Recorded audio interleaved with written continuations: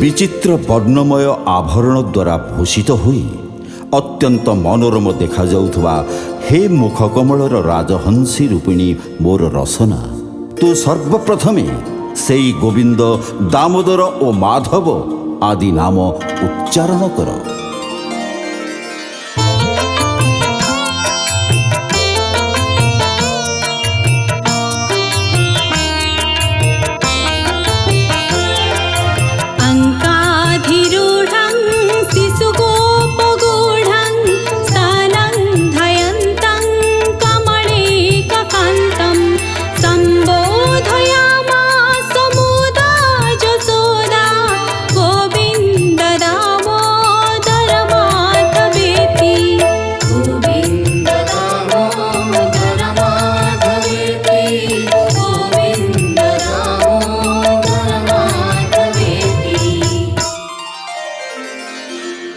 ଯଶୋଦା ନିଜ କୋଳରେ ବସାଇ କ୍ଷୀରପାନ କରାଉଥିବା ବାଳ ଗୋପାଳ ରୂପଧାରୀ ଭଗବାନ ଲକ୍ଷ୍ମୀକାନ୍ତଙ୍କୁ ଲକ୍ଷ୍ୟ କରି ପ୍ରେମାନନ୍ଦ ନିମଗ୍ନ ହୋଇ ଗାନ କରୁଛନ୍ତି, ହେ ମୋର ଗୋବିନ୍ଦ, ହେ ମୋର ଦାମୋଦର, ହେ ମୋର ମାଧବ।